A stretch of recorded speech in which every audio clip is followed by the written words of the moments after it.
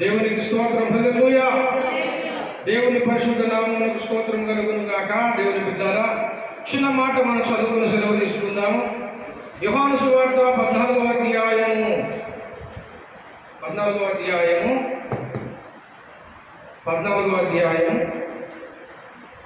వచనం. నేను తండ్రి యొద్దకు వెలుచున్నాను గనుక నేను చెయ్యు క్రియలు నా యందు విశ్వాసం ఉంచు వాడును చెయ్యును. వాటికంటే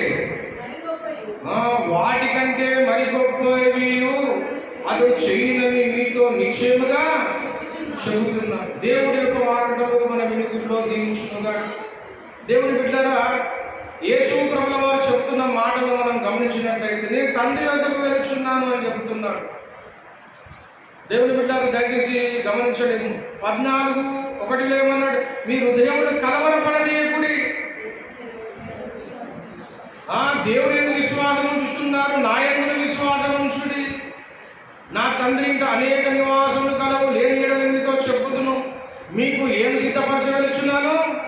స్థలము సిద్ధపరచవెలుచున్న. దేవుడు 2000 సంవత్సరాల క్రితము ఇక్కడ బలి అయి యజ్ఞమైన తర్వాత మరణి తిరిగి లేచి 3వ దినం పునరుద్ధానుడై తిరిగి వెళుతున్న సమయంలో దేవుని బిడ్డలు ఈ మాట చెబుతున్నాడు, నేను తండ్రి యొద్దకు వెలుచున్నాను, ఎందుకనగా మీకు స్థలము సిద్ధపరచవెలుచున్నాను.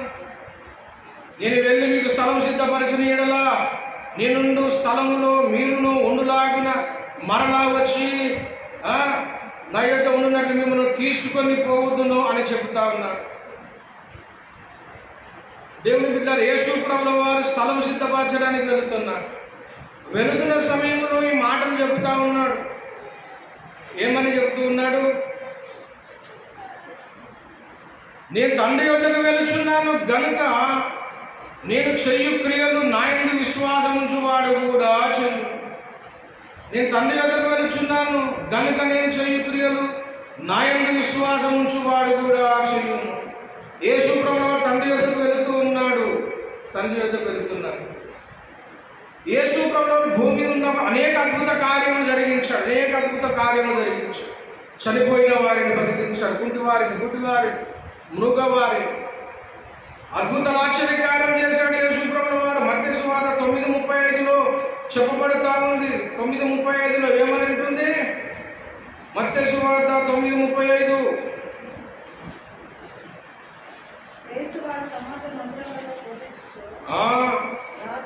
రాజు సువార్త ప్రకటించుచు ప్రతి విధమైన రోగమును ప్రతి విధమైన వ్యాధిని స్వస్థపరచుచు సమస్త పట్టణములయందు గ్రామములయందు సంచారము చేసి. దేవునికి స్తోత్రం. 10వ అధ్యాయం 1వ వచనం. ఆయన తన 12 శిష్యులను పిలిచి అపవిత్రాత్మలను వెళ్ళగొట్టుటను ప్రతి విధమైన రోగమును ప్రతి విధమైన వ్యాధిని స్వస్థపరచుటకు వారికి అధికారం ఇచ్చాడు. యేసు అద్భుత కార్యం చేశాడు, ఆశ్చర్యకార్యం చేశాడు.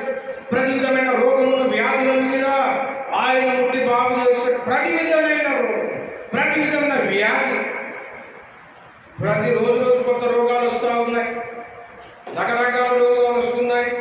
ఎన్ని రోగాలు ఎక్కువైపోతే అన్ని మల్టిపుల్ హాస్పిటల్లో పుడుతూ ఉన్నాయి. ఈ రోజులలో లాస్ లేని బిజినెస్ ఏంటంటే, నష్టపోని వ్యాపారం ఏదైనా ఉన్నది అంటే ఒకటి మందుల షాపు, ఒకటి మందు షాపు, ఒకటేమో మందుల షాప్, మెడికల్ షాప్ పెట్టినట్టు ఎప్పుడు లాస్ కాదు అమ్మా. డాక్టర్కి ఎలాంటి నష్టం లేదు. తర్వాత మందు షాప్.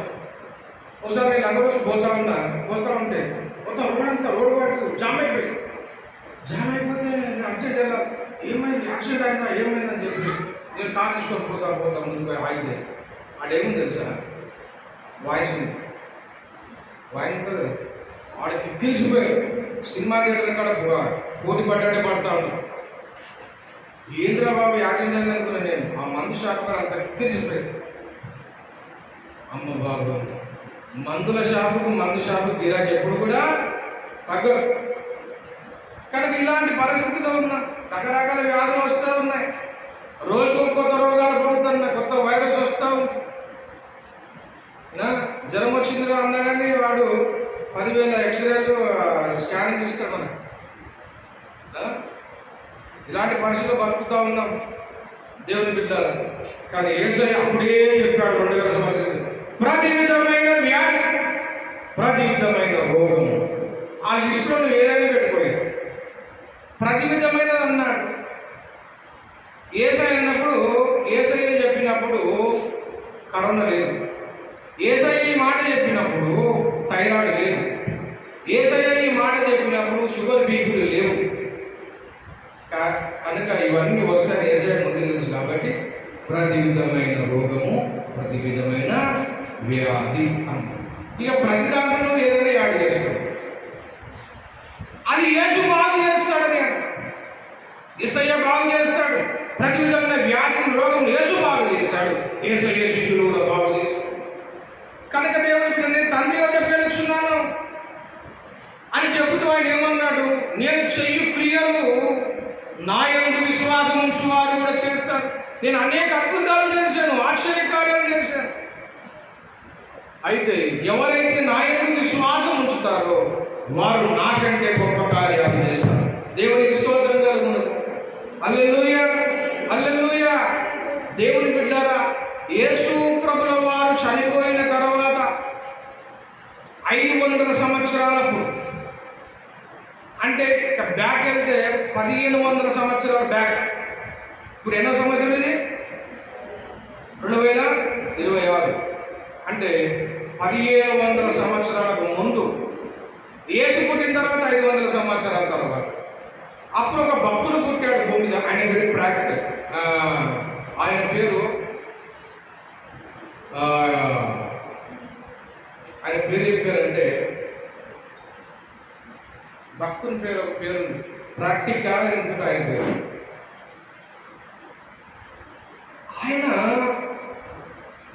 ఆయన గొప్ప విశ్వాసవీరుడు. ఆయన అడిగారు, నువ్వు దేవుని నమ్ముతున్నావు కదా, నీ దేవుని నమ్ముతున్నావు కదా, మా బిడ్డ చనిపోయింది 10 రోజులు అవుతుంది, 10 రోజులు అవుతున్నా బిడ్డ, నీ దేవుడు చనిపోయిన వారిని లేపుతానన్నావు, గుడ్డివారిని అందరినీ లేపుతానన్నావు. అయ్యా మరి నా కుమారుడు చచ్చిపోయాడు, నా బిడ్డను లేపగలిగితే, నా బిడ్డను లేపగలిగితే నేను దేవుని నమ్ముతానని చెప్పేసి ఆ ప్రాక్టిక్ అనే ఆ భక్తుల దగ్గరికి వచ్చేసి చెప్తా ఉన్నాడట ఒక వ్యక్తి. చెబుతా ఉంటే విన్నాడు.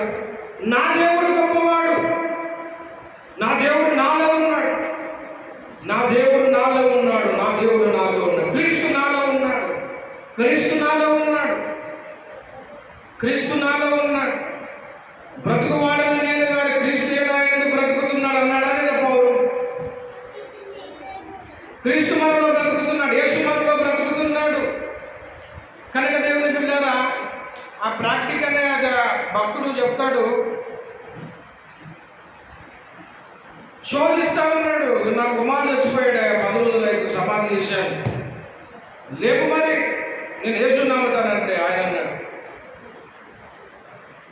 అన్నాడు సరే పోదాంపా బొందలగడ్డ అని చెప్పాడు. సమాధుల తోట పోదాంపా అని చెప్పాడు. సమాధుల తోటలో సమాధి ఉంది. 10 రోజులు అయితే సమాధి చేశారు కుమారుడు. ఆ భక్తుడు పోయి ఆయన ఒకటే ప్రార్థన చేశాడట, దేవుని బిడ్డల, క్రీస్తు నాలో ఉన్నాడు, క్రీస్తు నాలో ఉన్నాడు, క్రీస్తు నాలో ఉన్నాడు, క్రీస్తు నాలో ఉన్నాడు, క్రీస్తు నాలో ఉన్నాడు, క్రీస్తు శక్తి నాలో ఉంది, క్రీస్తు అభిషేకం నాలో ఉంది అని చెప్పి ఆ సమాధి గురగొట్టాడు. పెట్ట తీయండి అని చెప్పేసి పెట్టది సమాధి తొలచి ఆ పెట్ట తీసిన తర్వాత ప్రార్థన చేశాడు. యేసు నాలో ఉన్నాడు, యేసు నాలో ఉన్నాడు, యేసు ఇగో ఈ చెయ్యిలో యేసై ఉన్నాడు, నా శిరస్సులో యేసై ఉన్నాడు, నా హృదయంలో యేసై ఉన్నాడు, నా చేతిలో యేసై ఉన్నాడు, నా బాడీలో యేసై ఉన్నాడు, నా కాళ్ళలో యేసై ఉన్నాడు, నాలో యేసు ఉన్నాడు అని చెప్పి ఆయన హస్తం పెట్టి ప్రార్థన చేసినప్పుడు చనిపోయిన వ్యక్తి తిరిగి లేచాడంటే దేవునికి స్తోత్రం కలుగును. హల్లెలూయా, హల్లెలూయా. దేవుని బిడ్డలు, అద్భుత కార్యాలు ఎంతోమంది భక్తులు చేస్తారు. చనిపోయిన వారిని ఎంతోమందిని భక్తులు బ్రతికించారు, చనిపోయిన వారిని బ్రతికించారు. దేవుని బిడ్డలు, యేసు మనలో ఉన్నాడు, యేసు మనలో ఉన్నాడు, క్రీస్తు నాలో ఉన్నాడని ప్రతిరోజు ఒక 100 అనుకోండి. బట్టలు ఉతుక్కుంటూ యేసు నాలో ఉండండి, వంట చేసుకుంటూ యేసు నాలో ఉండండి అంటాడు, ప్రయాణం చేస్తూ యేసు నాలో ఉండండి అంటాడు. నువ్వు ఏ ప్రయాణమే ఏ పని చేస్తుండు, యేసు నాలో ఉన్నాడు, యేసు నాలో ఉన్నాడు, యేసు నాలో ఉన్నాడని నువ్వు చెబుతూ ఉండు. దేవుని అభిషేకం మనలో ఉంటుంది, దేవుని శక్తి ఉంటుంది, దేవుని ప్రభావం ఉంటుంది, దేవుని గొప్ప కార్యాలు మీ ద్వారా జరుగుతాయి. దేవునికి స్తోత్రం కలుగుతుంది. యేసు అద్భుతాలు చేశాడు. నా యందు విశ్వాసం ఉంచిన వాడు కూడా నాకంటే గొప్ప కార్యములు చేయమన్నాడు. దేవునికి స్తోత్రం కలుగుతుంది. ఉందా లేదా వాక్యం? నేను చెయ్యు కార్యముల కంటే నాకంటే గొప్ప కార్యములు నా యందు విశ్వాసం ఉంచిన వాడు కూడా చేస్తాడు. నా యందు విశ్వాసం ఉంచిన వాడు కూడా చెయ్యు, వాటికంటే గొప్ప కార్యాలు చెయ్యను అని చెప్తున్నాడు. దేవుని బిడ్డారా, యేసు నిన్న నేను ఏకరీతిగా ఉన్నాడు. యేసు మనలో ఉన్నాడు, యేసయ్య మనలో ఉన్నాడు, యేసు నీలో ఉన్నాడు. యేసయ్య శరీరం తింటున్నాం, యేసయ్య రక్తం తాగుతున్నాం, యేసు మనలో ఉన్నాడు, యేసయ్య జీవం మనలో ఉంది, యేసు మనలో ఉన్నాడు ఉన్నాడు ఉన్నాడని మనము ధ్యానిస్తూ ఎప్పుడూ అభిషేకం పొందుతూ ఉండాలి. దేవుని బిడ్డ, ఆ విశ్వాసము ఎవరి మీద నువ్వు చేతి పెడతావో అక్కడ దయ్యములు పారిపోతాయి, అక్కడ స్వస్థత జరుగుతాయి, అద్భుత కార్యాలు జరుగుతాయి, ఆశ్చర్యకాలు జరుగుతాయి. నీ ద్వారా దేవుడు గొప్ప కార్యాలు చేయించుకుంటాడు. దేవుని యందు విశ్వాసం ఉంచాలి. క్రీస్తునందు విశ్వాసం ఉంటే యేసయ్యనే తన సొంతగా ఆయన స్వయాన చెప్పాడు, నేను చేశాను, నాకంటే గొప్ప కార్యాలు నేను చేస్తాను. నాకంటే గొప్ప అంటే అర్థం ఏంటి? యేసయ్య చేసిన దానికంటే గొప్ప కార్యాలు మనం చేస్తామని అర్థం. వాక్యం తప్ప అమ్మ, వాక్యం తప్ప. నాకంటే గొప్ప కార్యాలు చేస్తానన్నాడు. నా యొక్క విశ్వాసం ఉంచిన వాడు నాకంటే గొప్ప కార్యాలు అతడు చెయ్యను అని మీతో నిశ్చయముగా చెప్తున్నాను. దేవుని బిడ్డలారా, నేను ఒక మాట చెప్తున్నాను. యేసు ప్రభుల వారు భూమి మీద బ్రతికి ఉన్నప్పుడు ఆ ఇజ్రాయేల్ దేశంలో మాత్రమే తన అద్భుత కార్యాలు చేశాడు. కానీ 12 మంది శిష్యులు ప్రపంచమంతా చేశారు. దేవునికి స్తోత్రం కలుగుతుంది. చెదిరిపోయారు. తన శిష్యులు గొప్ప కార్యాలు చేశారు. సర్వలోకానికి వెళ్ళి సర్వ శిష్యులకు సువార్త ప్రకటించమన్నాడు. యేసయ్య ఆ ప్రాంతానికే సువార్త ప్రకటించాడు, రాజసువార్త. ఈనాడు యేసయ్య శిష్యులు ప్రపంచమంతా ప్రకటిస్తూ ఉన్నారు. కనుక దేవుని బిడ్డల అద్భుత కార్యాలు ఆశ్చర్యకాలు యేసయ్య చేశాడు అంటే యేసయ్య కంటే మనం గొప్పవారమని కాదు. కానీ ఒక విషయాన్ని ఇక్కడ నేర్చుకొని వెళ్తాం. ఏమిటంటే యేసు అద్భుత కార్యాలు చేశాడు. ఒక గుడ్డివాడిని ముట్టి స్వస్థపరిచాడు, ఒక గుడ్డివాడు బాగయ్యాడు, చూపు పొందాడు. నేను అంటున్నాను, ఆ గుడ్డివాడు స్వస్థత పొంది కనులు వచ్చాయి. కనులు వచ్చిన తర్వాత, ఆ కనుచూపు వచ్చిన తర్వాత ఆ కన్నుల ద్వారా వాడు పాపము చేస్తాడా చేయడా? చేసే అవకాశం ఉందా లేదా? కన్నులు వచ్చాయి, గుడ్డివాడికి కన్నులు ఇచ్చాడు దేవుడు, కన్ను చూస్తున్నాడు. ఈ కన్నుల ద్వారా వాడు పాపం చూసే అవకాశం ఉందా లేదా? పాపం జరిగే అవకాశం ఉందా లేదా? ఉంది. కనుక ఇప్పుడు గుడ్డివాడిని స్వస్థపరచడమే అద్భుతం కాదు, నాకంటే గొప్ప కార్యాలు యేసు చేస్తానన్నట్టు. అర్థం ఏంటంటే 10 వాడి గుడ్డి కన్ను తెరువమని కాదు. గుడ్డి కన్ను చేశాడు, గుడ్డి కన్ను ఆ గుడ్డివాడు చూపు పొందిన మన పాపం చేసే అవకాశం ఉంది. కానీ దానికంటే గొప్ప అద్భుతములు మనము చేయగలమని యేసయ్య చెప్పాడు. అద్భుత కార్యాలు ఏంటయ్యా అంటే యేసుని చూడని కనులు ఎంతమంది ఉన్నారు, యేసుని సువార్త వినని వారెంతమంది ఉన్నారు, వాటిని చూడని వారు ఎంతమంది ఉన్నారు, సత్యాన్ని చూడని వారు ఎంతమంది ఉన్నారు, సత్య దేవుని చూడని గుడ్డివారు ఎంతమంది ఉన్నారు, ఆత్మీయ నేత్రము మూచబడిన వారు ఎంతమంది ఉన్నారు. ఆత్మీయ నేత్రములు తనలో ఉన్న కళ్ళు తెరవబడుట యేసు చేసిన దానికంటే అద్భుత కార్యములని అర్థం. దేవునికి స్తోత్రం కలుగును గాక. హల్లెలూయా. యేసు భౌతికమైన కళ్ళు బాగు చేశాడు. కానీ నువ్వు నేనేం చేస్తావు తెలుసా? కనులు ఉన్నాయి కానీ యేసును చూడడం లేదు. కనులు ఉన్నాయి కానీ సత్యాన్ని చూసి ఒప్పుకోవడం లేదు.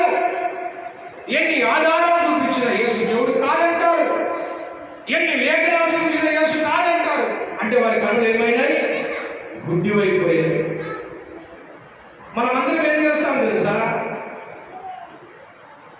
ఈ యువ సంబంధమైన దేవత మనకు కలిగిన ఆత్మీయ నేత్రాలకు గుడ్డితనం కలిగేసి సత్యము చూడకుండా, నిజమైన దేవుని చూడకుండా, నిజమైన దేవునితో రాకుండా, వాక్యాన్ని చూడకుండా, సత్యవాక్యాన్ని చూడకుండా ఈ యువ సంబంధమైన దేవత మనోనేత్రాలకు కలిగించిన ఆ గుడ్డితనము తొలగించుట మనము చేసే అద్భుతాలు. దేవునికి స్తోత్రం కలుగును గాక. హల్లెలూయా. నేను చేశాను అద్భుతాలు, నాకంటే గొప్ప కార్యాలు నేను చేస్తానన్నా. ఈ దినమున యేసు భౌతికమైన స్వస్థతలు చేశాడేమో కానీ ఈనాడు మనం ఏం చేస్తున్నాం తెలుసా? ఆత్మీయ నేత్రాలు, తలలో ఉన్న నేత్రాలు మనం తెలుస్తున్నామనండి. అందరికీ తెలుస్తున్నాం, అందరికీ చూపిస్తున్నాం. నాకంటే గొప్ప కార్యాలు చేస్తానన్నాడు దేవుడు. ఆ స్థానంలో మనం పెట్టాడు కనుక దేవుని బిడ్డ, దేవుని యందు నువ్వు విశ్వాసం ఉంచగలిగితే, ఇవి నువ్వు చెయ్యాలంటే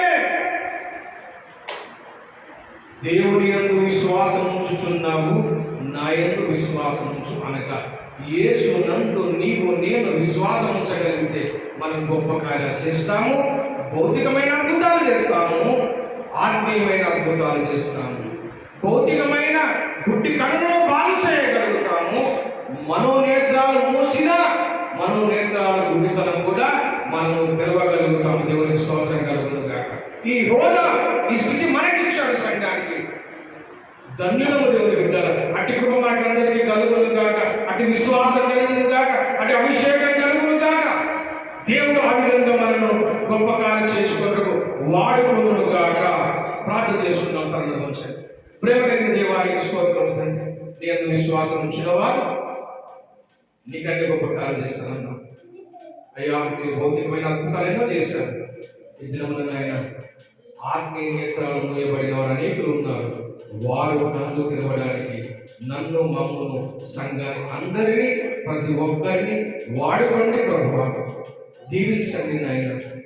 అందరికీ అలాంటి విశ్వాసం అనుగ్రహించమని, వచ్చిన బిడ్డలందరినీ దీవించి పంపించమని యేసునామమున అడిగి వేడుకుంటున్నాము మా పరమ తండ్రి. తండ్రి దేవుని ప్రేమ, కుమారుని కృప, పరిశుద్ధాత్మ సహసన్నిధి కూడుకున్న మనకు భూలోకమున సకల భక్త కోటికి సదాకాలము తోడై ఉండును గాక. ఆమేన్, ఆమేన్, ఆమేన్. అందరికీ వందనాలు. Praise the Lord. దేవుడు దీవించును.